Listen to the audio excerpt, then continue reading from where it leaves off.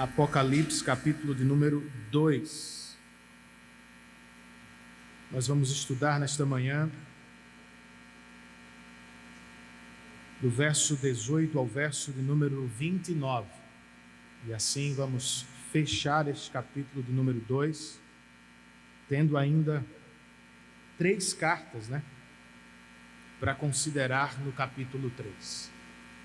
Apocalipse, capítulo de número 2, do verso 18 ao verso 29. No interior, um recém-convertido foi pego roubando galinhas. O pastor foi chamado à delegacia e, quando ali chegou, perguntou: meu irmão, o que aconteceu? E aquele jovem respondeu: pastor, eu estava testando os meus limites. Queria saber se era realmente forte no terreno do pecado. O pastor respirou, procurou encontrar a paciência e então disse sabiamente: meu filho, é sempre mais seguro lutar contra o pecado no nosso terreno e não no dele. Você concorda com este pastor? Então, por que é que nos aventuramos tanto, irmãos, para além dos limites seguros da palavra de Deus?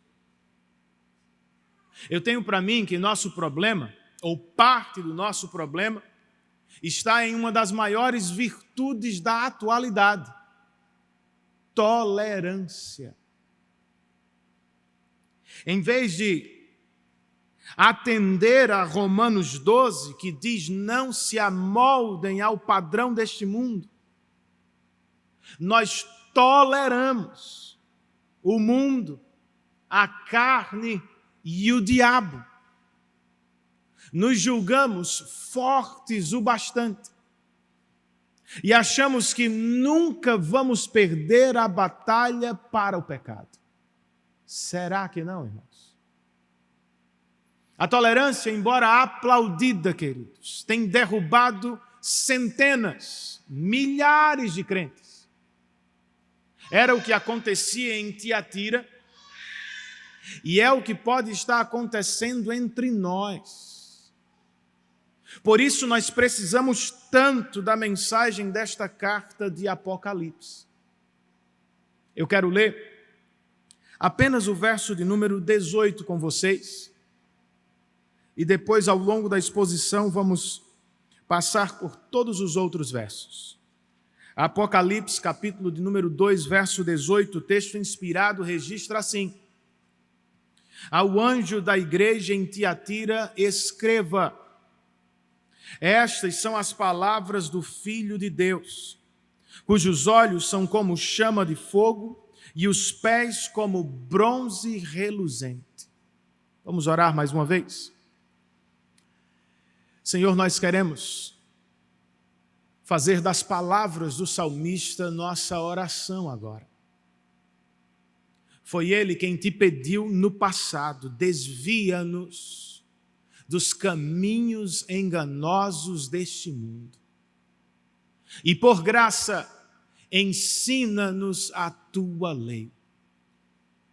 Nós queremos aprendê-la, Senhor.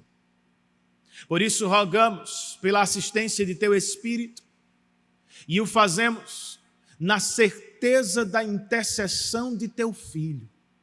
No nome dele oramos. Amém.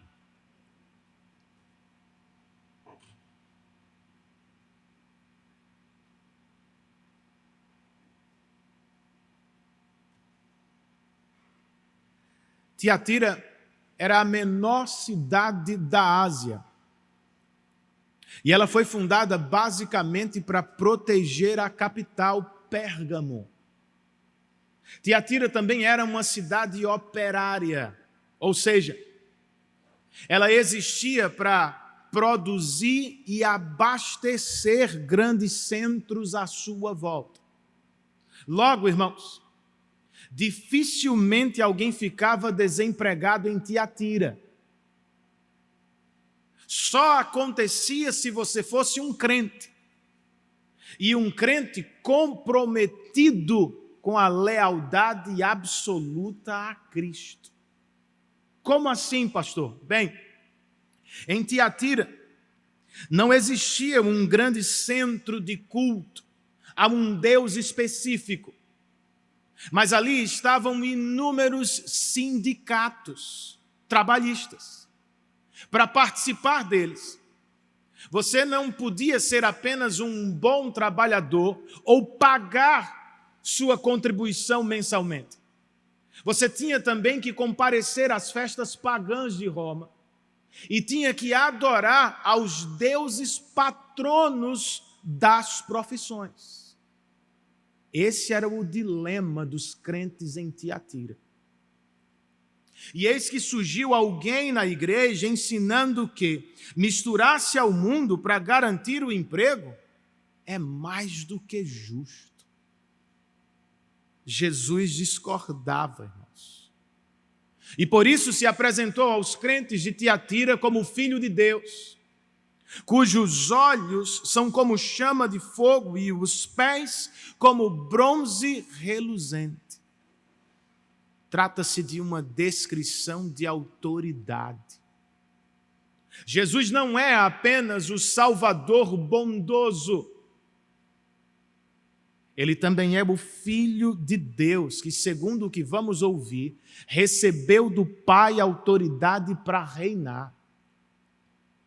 Ele o fará com olhos penetrantes e com pés firmes. O Cristo exaltado não vai tolerar prostituição espiritual na igreja.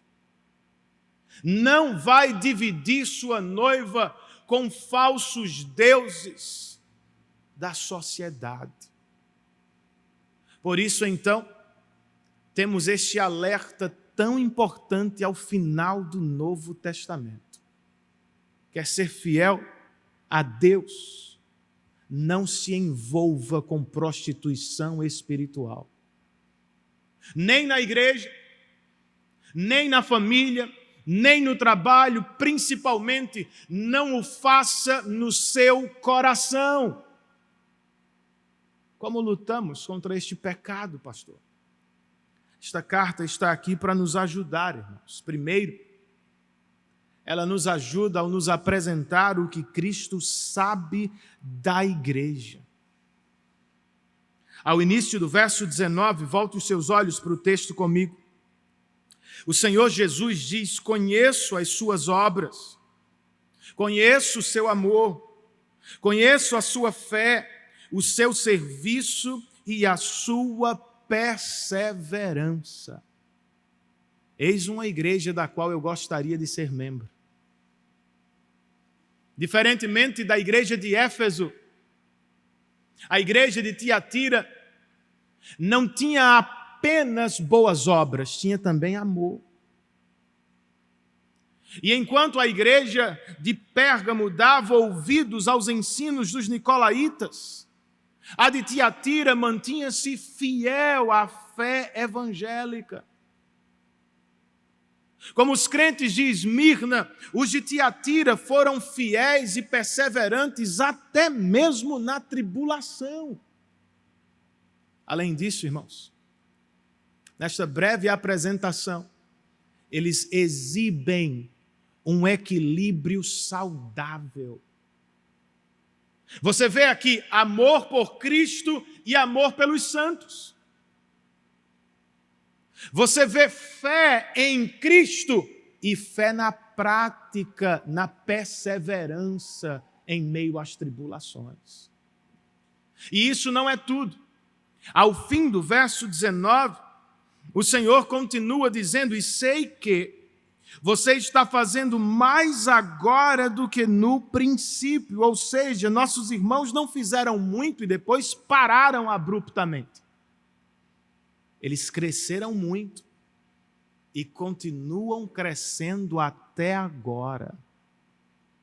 A igreja de Tiatira, diz o Dr. John Stott, entendeu que a vida cristã é uma vida de progresso e de crescimento contínuo. É a graça da vida cristã, irmãos. É o que torna a caminhada com Cristo empolgante. Você nunca domina o assunto, nunca aprende tudo, jamais se forma na escola do Senhor, há sempre mais no que crescer. Será que esta é a sua descrição? Você cresceu em Cristo durante a pandemia? Agora que nos aproximamos do fim do ano, poderíamos dizer de nós mesmos que somos melhores e mais fortes cristãos do que éramos na mesma época do ano passado? Bem, queridos, não há caminho fácil no crescimento cristão. A porta dele também é estreita.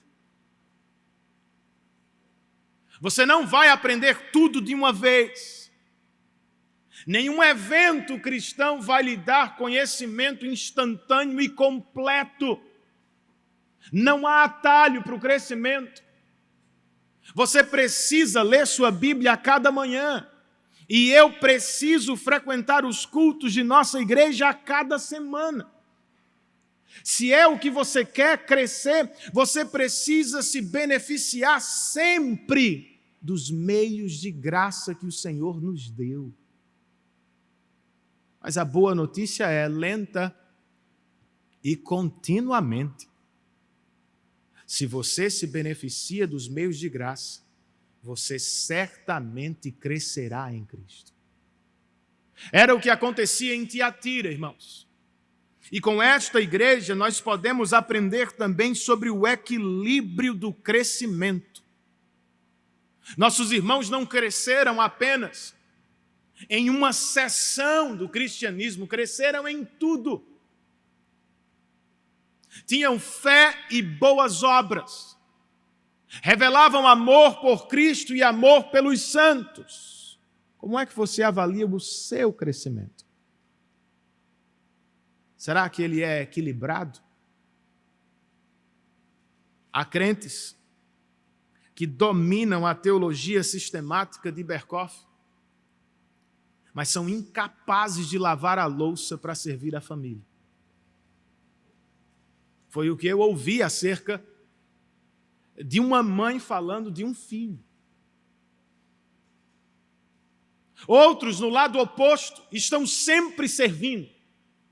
Não medem esforços, mas nunca crescem na fé. Não há espaço na agenda, não há tempo para sentar e aprender.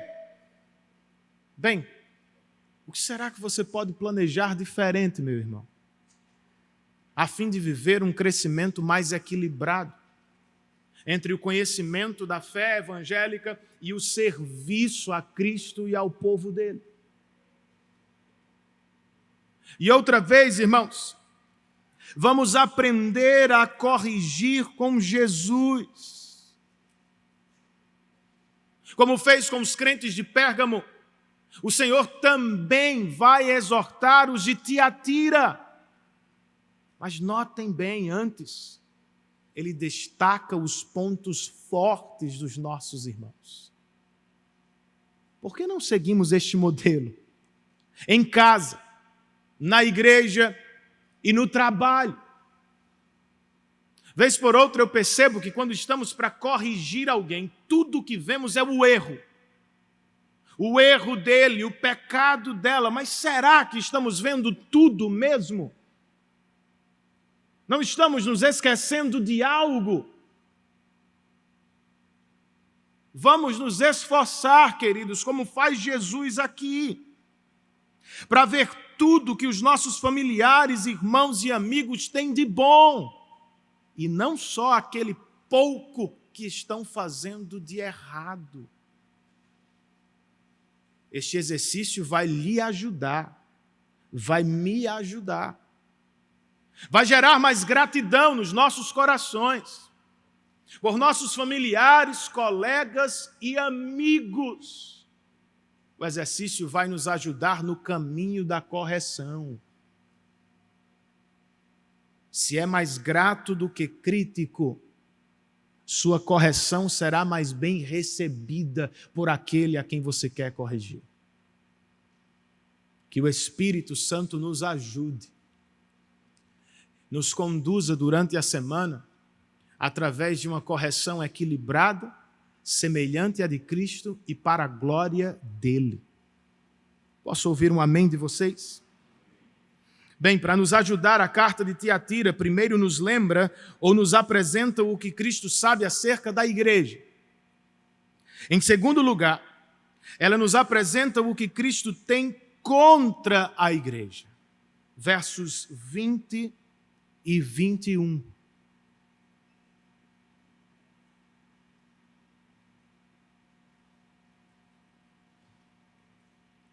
No entanto, contra você tenho isto: você tolera Jezabel, aquela mulher que se diz profetiza. Com seus ensinos, ela induz os meus servos à imoralidade sexual e a comerem alimentos sacrificados aos ídolos. Dei-lhe tempo para que se arrependesse da sua imoralidade sexual, mas ela não quer se arrepender. A igreja de Éfeso, como sabemos, tinha boas obras, porém faltava-lhe o amor. A igreja de Tiatira, ao contrário, tinha amor sobrando, mas faltava-lhe o cuidado com a sã doutrina. Por isso esta igreja tolerava Jezabel, a mulher que se dizia profetiza. Ela não é profetisa de verdade. Na avaliação de Jesus, esta Jezabel é uma impostora. E uma das provas que temos no texto, e os irmãos de Tiatira tinham diante deles, era: ela nunca se arrepende. Ela tem tempo, ela é confrontada, é procurada pelos líderes da igreja, mas não vê mal algum no que faz. Prova então que não é uma crente genuína. Mas se arrepender de quê, pastor? Seu nome, queridos, muito provavelmente não era Jezabel. No entanto, suas práticas e ensinos a ligavam àquela antiga mulher estrangeira, filha do rei de Sidom, devota de Baal, que se casou com Acabe, rei de Israel. A primeira Jezabel perseguiu os profetas de Deus em Israel, sustentou centenas de profetas de Baal em Israel, e ela liderou os israelitas à prostituição espiritual. Para ser próspero na vida, ensinava ela: o israelita não pode depender apenas de Deus e Yahvé.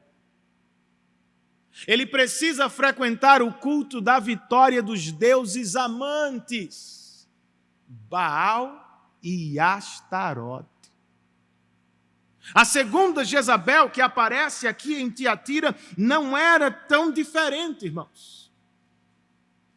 Gozando muito provavelmente de uma posição de destaque na igreja. Talvez fosse esposa de um líder, ou quem sabe esposa de um comerciante influente da cidade que também era membro da igreja. Ela basicamente replicava a mensagem da primeira Jezabel.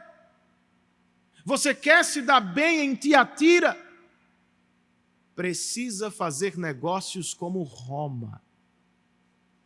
Você precisa se misturar. Você não pode ser leal apenas a Cristo. Tem que se entregar aos deuses de Roma também. Jesus discordava dela. Nos versos 22 e 23, nós lemos: Por isso, vou fazê-la adoecer, e trarei grande sofrimento aos que cometem adultério com ela, a não ser que se arrependam das obras que ela pratica. Matarei os filhos dessa mulher. Então todas as igrejas saberão que eu sou aquele que sonda mentes e corações, e retribuirei a cada um de vocês de acordo com suas obras. No universo moral de Deus, irmãos, nós sempre colhemos o que plantamos. Esta mulher, por meio de sua prostituição espiritual, adoeceu a muitos.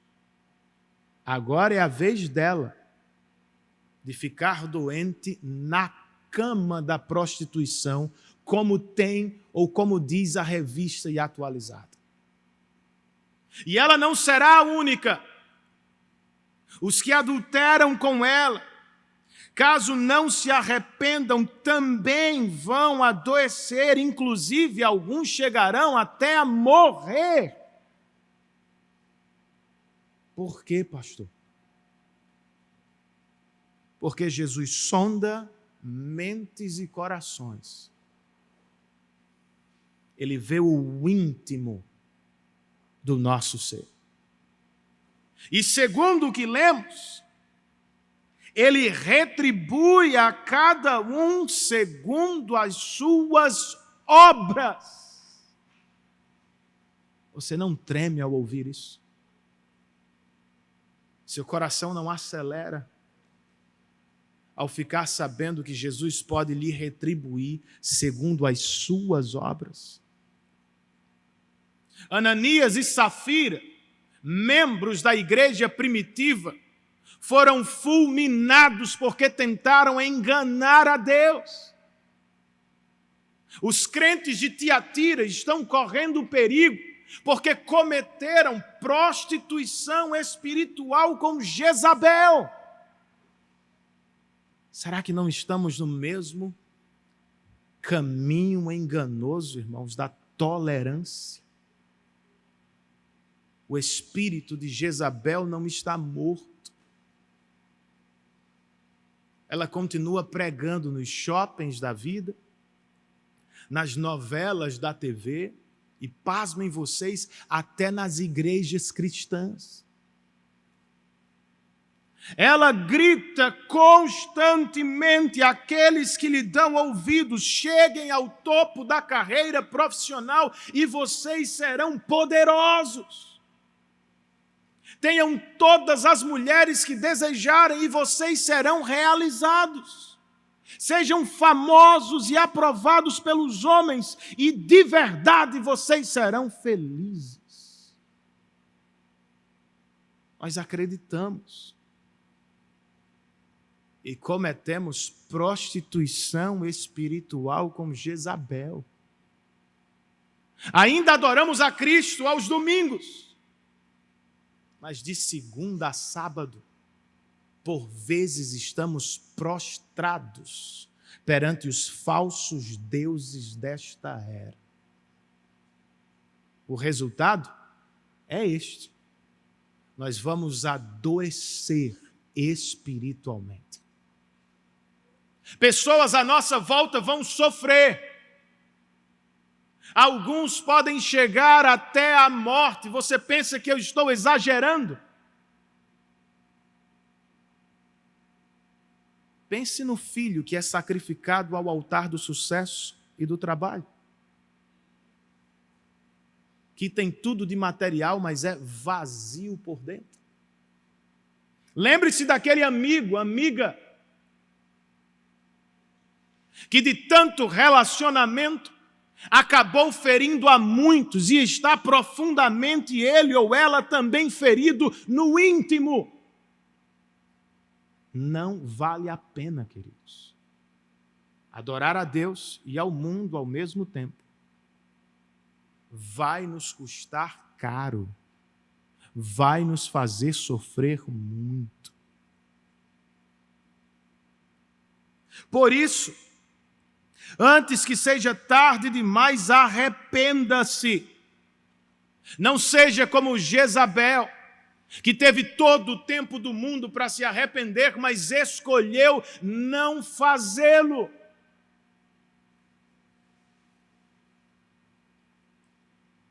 Ela vai acabar doente na cama onde adoeceu a muitos. Não sigamos o exemplo desta mulher. Jesus está assustando a igreja de Tiatira com imagens e mensagens fortes, não porque quer o seu mal, por amor e para poupar os crentes de maiores sofrimentos. O Senhor está assustando a igreja de Tiatira a fim de que ela caia em si e se arrependa enquanto há tempo. Faça o mesmo, meu irmão. Dê meia volta e prove que você não é um impostor como Jezabel. O falso crente tem enorme dificuldade para se arrepender. Não suporta a ideia de ser um pecador. Ele ainda está cheio de justiça própria. Tem uma avaliação deturpada, equivocada de si mesmo. É bom demais. O crente verdadeiro sabe que é um pecador.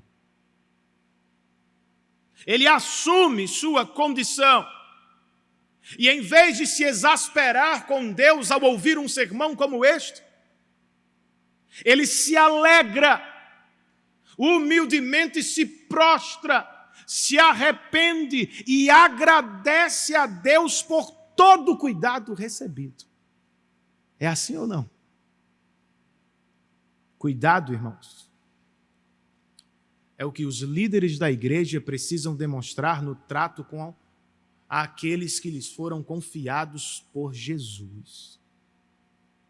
Estou pensando a partir desta passagem, especialmente na pureza doutrinária da igreja. Eu e vocês não podemos tolerar Jezabel entre nós. Seus ensinos, suas práticas devem ser combatidos e expulsos do nosso meio para a glória de Deus. Para tanto, nós precisamos estar dispostos a sofrer e pagar um alto preço. Os crentes de Tiatira perderam oportunidades na vida por isso. Foram desprezados por lealdade a Cristo. O mesmo pode acontecer conosco, porque não abraçamos o novo normal ideológico do mundo. Nós não seremos bem vistos, ponto. Não seremos aplaudidos. Os crentes que são aplaudidos pelo mundo, muito provavelmente é porque estão se afastando da fidelidade às Escrituras e estão querendo agradar o mundo com o que o mundo já faz. Dificilmente um pregador do evangelho fiel é aplaudido por incrédulo. Mas seja um ativista social e o mundo vai abraçá-lo sem reservas. Se queremos manter a pureza da palavra, irmãos, lutar pela pureza doutrinária de nossa igreja, precisamos estar cientes disso. O mundo não vai nos aplaudir. Seremos tidos por retrógrados, conservadores de mente fechada. Não seremos lembrados. Você não vai ser convidado para os maiores postos da sociedade. Nem muitos vão desejar estar conosco. Mas qual é o problema, meu irmão? Quem disse que tinha que ser diferente? Eu e vocês já fomos aprovados por Deus em Cristo. Isso nos basta.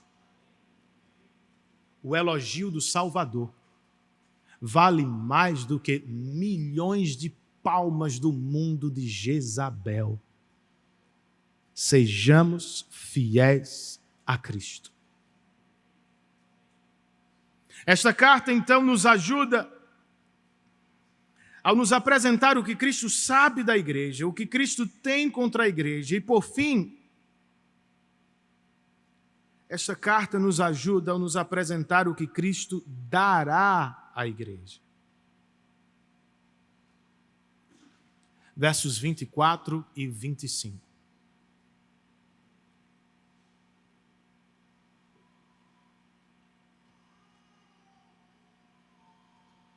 Aos demais que estão em Tiatira, a vocês que não seguem a doutrina dela e não aprenderam, como eles dizem, os profundos segredos de Satanás, digo: não porei outra carga sobre vocês. Então somente apeguem-se com firmeza ao que vocês têm, até que eu venha. Este é o único pedido de Jesus aos crentes de Tiatira. Apeguem-se com firmeza ao que vocês já têm, ao ensino que receberam dos apóstolos, ao evangelho que receberam dos verdadeiros discípulos dos apóstolos. Vivam de acordo com a minha palavra e nada mais. Não se trata de algo pesado, irmãos, como alguns pensam. Ouvir a voz de Cristo e levar a vida de acordo com a vontade dele é, na verdade, libertador.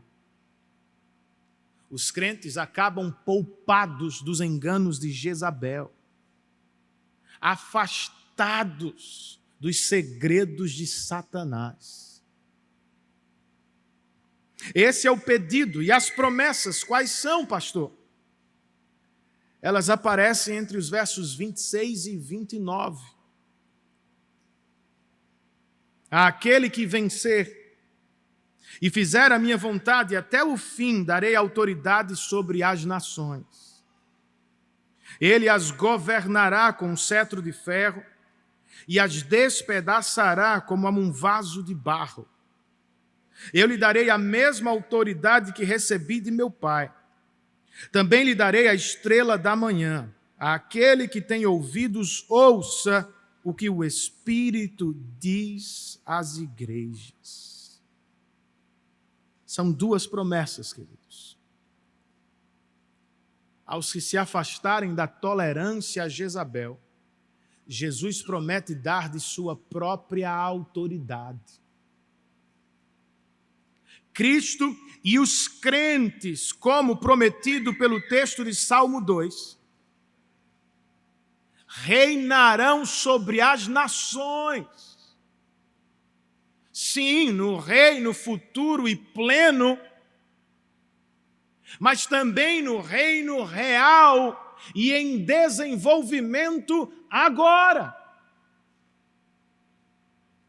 Além de reinar com Cristo, os fiéis vão receber a estrela da manhã. Ao final do livro do Apocalipse, Jesus se apresenta aos crentes como a raiz, o descendente de Davi e a resplandecente estrela da manhã. Ou seja, o que é que o Senhor está prometendo aqui? Entregar-se aos santos.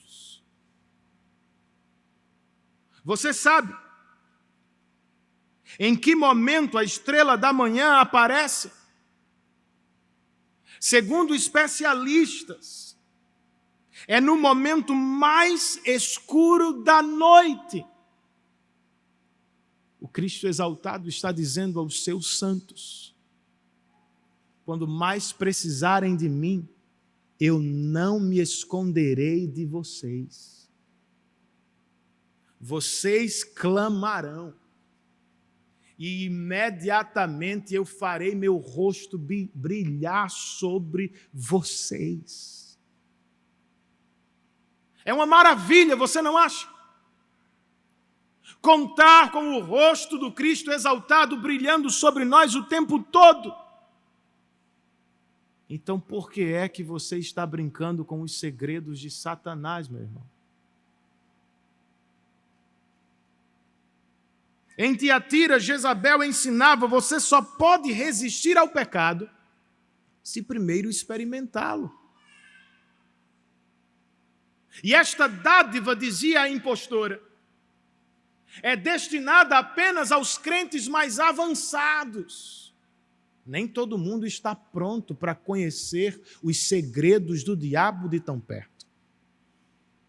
Mas eu fico me perguntando por que é que alguém iria querer conhecer os segredos do diabo. Não há liberdade nesta brincadeira, irmãos. Por curiosidade, muitos foram enganados, sofreram e ficaram presos nos enganos e artimanhas de Satanás. Por isso, tenhamos muito cuidado com livros, filmes, práticas e gurus contemporâneos que nos tentam com novas e diferentes espiritualidades. Eu e vocês não precisamos de novas espiritualidades. Tudo o que precisamos está em Cristo, irmãos. Tudo o que precisamos saber de Deus, de sua vontade, está revelado nas Escrituras.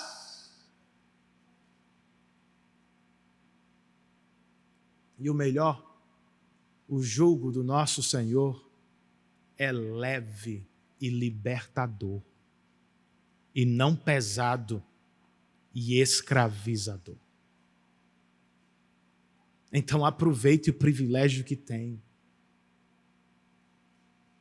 Cristo prometeu entregar mais de si mesmo àqueles que se afastam da tolerância a Jezabel e que correrem para a sua presença em devoção e fidelidade. Se é o que temos prometido por Ele, por que vamos namorar o mundo? Por que vamos brincar com os segredos do diabo quando temos a estrela da manhã disponível? Acorde mais cedo, meu irmão. Afaste-se das espiritualidades que querem esvaziá-lo e encha-se da luz de Cristo a cada manhã. Ele estará esperando por você na palavra e na oração. E depois, pastor, depois, como diz Paulo aos Filipenses, brilhe como estrela em uma sociedade corrompida.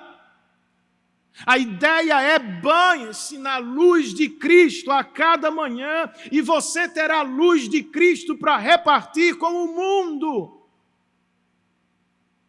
Além de desfrutar deste privilégio, nós temos a dádiva de reinar com Cristo.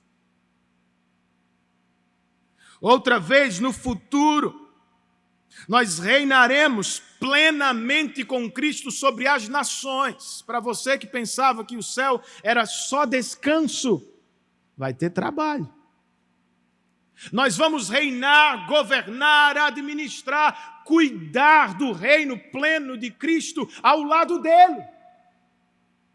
Mas pode parecer algo distante.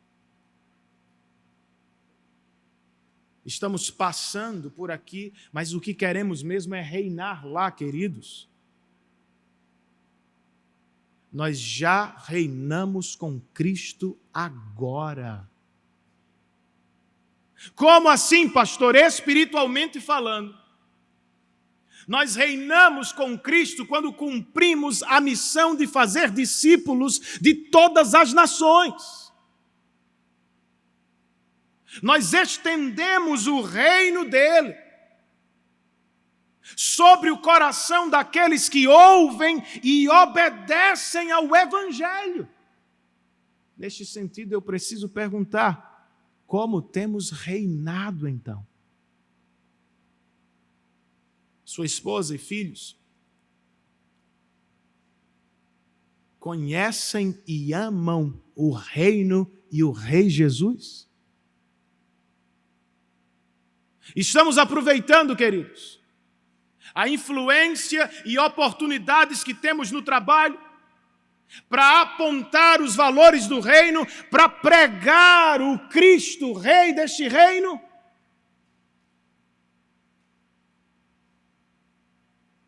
Será que estamos estendendo o reino de Cristo aqui? À medida que nos reunimos para ler a Bíblia, orar juntos, cultuar juntos ao Senhor, e a causa global do reino de Cristo.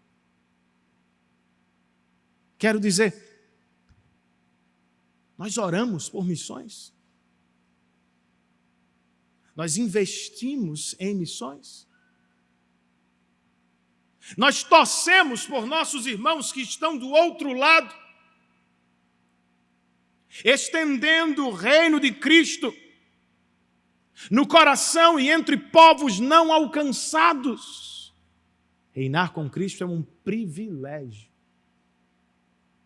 mas estender o reino também é um dever nosso, é missão nossa. E você que nos visita nesta manhã, já entrou neste reino? Já recebeu da luz do Senhor? Tem certeza que é filho de Deus por adoção? Que é membro deste reino espiritual e que estará seguro para sempre? Que você precisa saber fazer. Você precisa entender com a mente e crer com o coração naquilo que Cristo fez por você na cruz do Calvário. A estrela da manhã, para não nos deixar em nossas trevas pecaminosas para todo sempre, mergulhou na escuridão e nos deu de sua luz salvadora na cruz do Calvário. Creia nele. Quer entrar no reino? Para fazê-lo, você precisa se render ao Rei. Precisa curvar-se diante dele em fé e em arrependimento por seus pecados. E saiba, este rei é diferente de qualquer soberano que venha à sua mente. Ele não usa de seu poder para abusar. Ele não usa de sua autoridade para nos esmagar. Pelo contrário, queridos, o Rei da Glória usou de seu poder para empurrar para longe de nós a ira que deveria cair sobre nós. Na cruz, o Rei entregou-se como sacrifício para salvar seus súditos que estavam condenados por seus próprios pecados. Pare de levar a vida como se você fosse o rei. Abaixe a sua espada, curve-se em rendição e agradeça ao verdadeiro e maravilhoso Rei que se entregou para a sua salvação. Faça-o, amigo. E você vai desfrutar conosco de bênçãos espirituais que superam a todas as melhores experiências que já viveu na terra. E você, meu irmão, volte a lutar contra o pecado dentro dos limites seguros da palavra. Não se aventure. Não ache que jamais cairá. Se afaste de quem brinca com o pecado ou de quem ensina que é possível brincar com o pecado. Nós não podemos. Sozinhos e distantes da igreja, nós não somos páreos para as tentações do diabo, para as promessas dos falsos deuses de nossa hora. Fiquemos juntos. Vamos nos beneficiar do Cristo exaltado, que prometeu nos abençoar de modo especial no meio da igreja. Foi o que aprendemos ao início do Apocalipse. Embora esteja exaltado à destra do Pai, por meio de seu Espírito, o Cristo exaltado anda entre os candelabros. Ele está aqui, irmãos. E esta bênção ele reservou para o culto dos santos. Se beneficie dela. Venha com santa expectativa. Force mente e coração ao engajamento total com o culto. Não se permita divagar tanto, não chegue atrasado, não saia antes, participe de todos os elementos, entendendo que enquanto cultuamos, Cristo passeia entre nós.